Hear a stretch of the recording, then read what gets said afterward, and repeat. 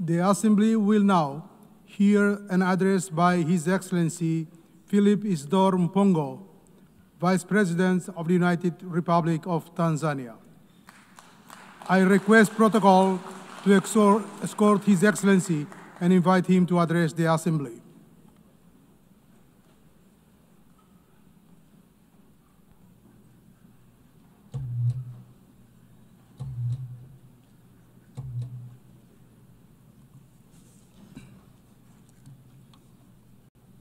Madam President, Excellencies, distinguished delegates, this year we gather at a historic moment when we are commemorating 80 years since the founding of the UN, but in a somber mood.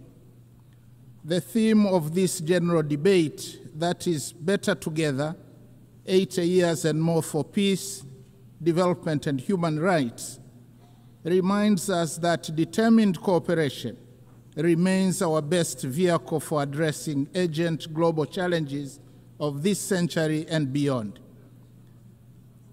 Yet, we are faced with chaos in the form of unilateralism with arrogance, barbaric wars, persistent poverty, injustice, pandemics, as well as an impending climate catastrophe. As we mark 80 years of the UN, we are called to rekindle the vision of its founders, anchored on two pillars. First, nations can overcome difficulties and accomplish more when they work together in solidarity. Second, peace is humanity's truest desire, which we must seek and pursue relentlessly on the basis of international law. By contrast, war is undesirable. It is a senseless path to resolving conflicts on which everybody loses, and its bitter fruits include unspeakable loss of innocent lives, too many orphans, widows, and refugees, as well as wanton destruction. Yet the United Nations Charter has guided us through many challenges over the past 80 years, reminding us to uphold peace, justice, cooperation, and dialogue to resolve conflicts. Today, as the world faces new tests, we must therefore hold firmly to these same principles, for it is only by respecting and living by the Charter that we can honor the past and build a safer and better future for all of us. Excellencies, the past 8 decades also remind us that change is the only constant in our world. The challenges of today are not the same as those of yesterday, nor will they be the same tomorrow. Thus, for the UN to remain relevant and is true to its noble mission, it must embrace change. Tanzania welcomes the UN 80 Reform Initiative unveiled in March this year, which seeks to enhance efficiency across the UN system and strengthening effectiveness. My country stresses the importance of upholding the principles of transparency, equity, and objectivity in the process, so as to renew trust and foster inclusive global governance. We thank the Secretary General for engaging member states in this endeavor. Nevertheless, Tanzania reiterates Africa's position on redressing the continent's underrepresentation in the Security Council and calls for admission of at least 2 permanent seats for Africa with veto power, as articulated by the Zuluini Consensus. Tanzania also joined other countries of the Global South in demanding urgent and comprehensive reform of the global financial system. While we support the outcomes of the 4th International Conference on Financing for Development held in Seville, Spain this year, we renew the call for scaling up long-term concessional financing, revising sovereign credit rating frameworks, and rethinking debt sustainability assessments in order to unlock capital for investment in infrastructure, education, health, and climate adaptation. We reiterate our demand for increased voice and representation of Africa in the governance structures of the IMF and the World Bank. These noble demands have gone unheeded for a very long time and must be addressed now. Excellencies, SDGs remain our common plan for a better world. Yet, with only 5 years left before 2030, it has been established that over 80% of the targets are off track, with progress on more than half of the goals being weak and insufficient. The big elephant in the room, suffocating progress, is an estimated financing gap of $4 trillion per annum. Nevertheless, Tanzania remains committed and has made strides in implementing the 2030 agenda, with overall performance estimated at 60%.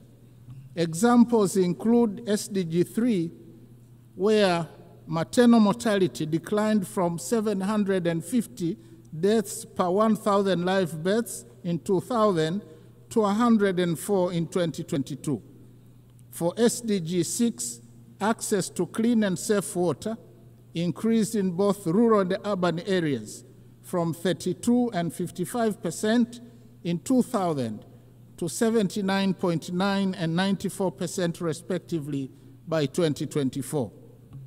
On affordable clean energy, SDG 7, the number of villages connected to electricity increased from 8,587 in 2000 to 12,318 in 2024. Only 15 villages remain without electricity.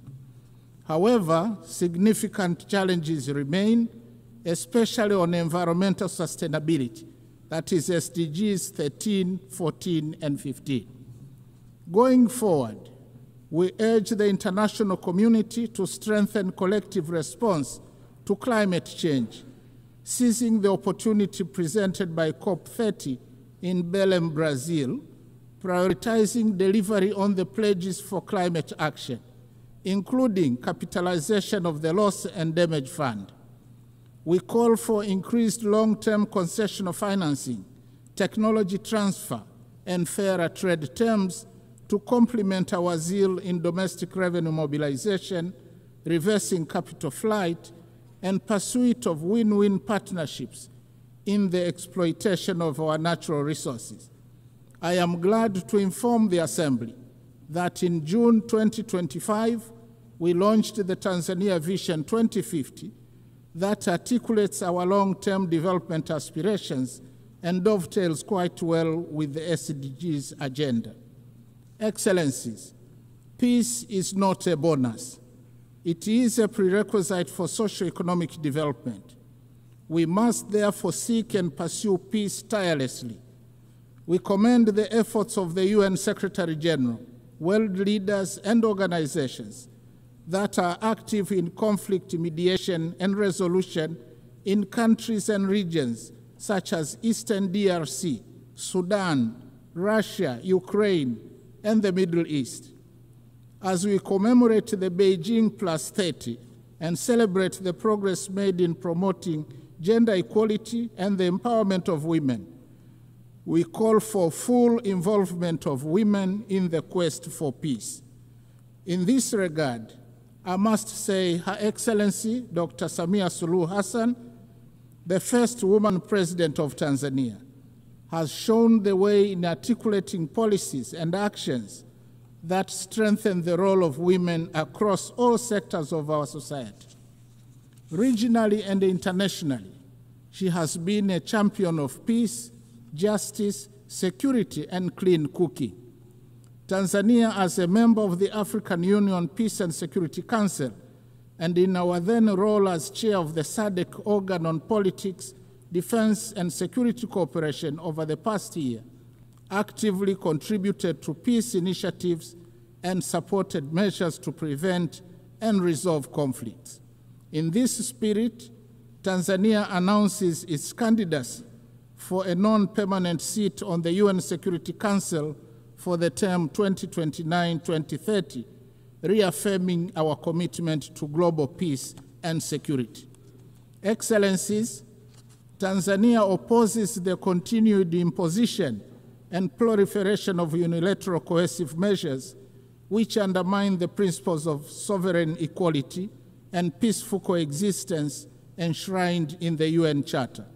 Such measures, often applied without mandate of the Security Council, represent a form of economic aggression that disproportionately harms innocent civilians by depriving them of essential needs such as food, medicines, and capital goods.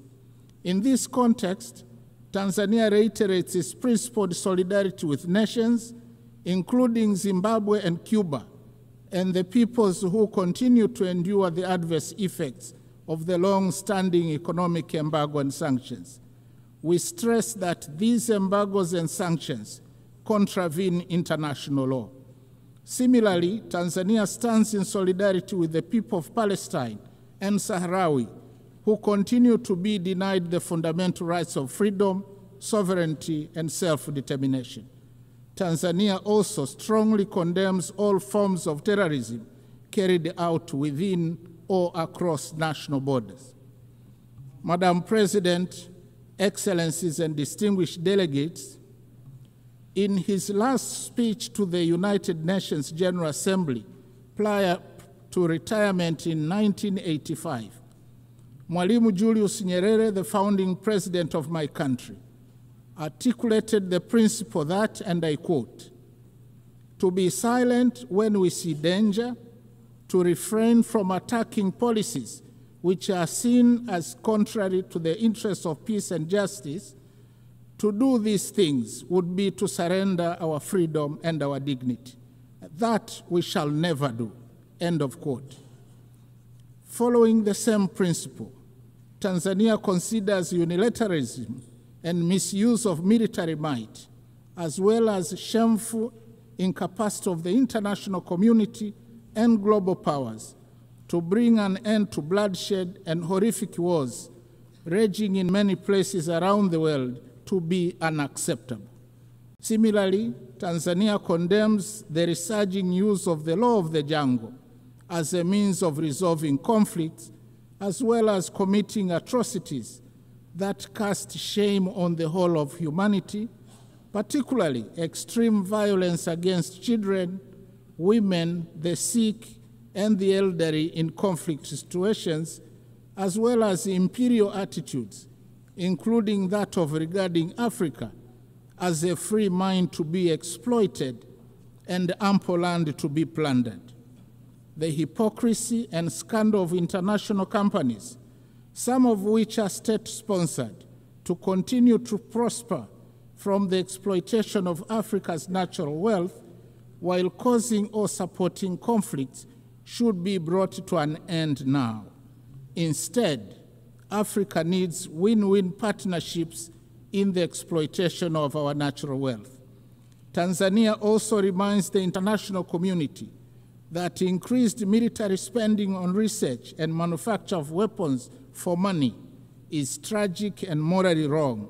It obstructs the quest for peace in the world and takes away an enormous amount of resources that could have been used to propel sustainable development and prosperity for all humanity.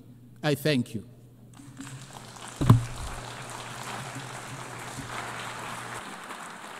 On behalf of the Assembly, I wish to thank the Vice President of the United Republic of Tanzania.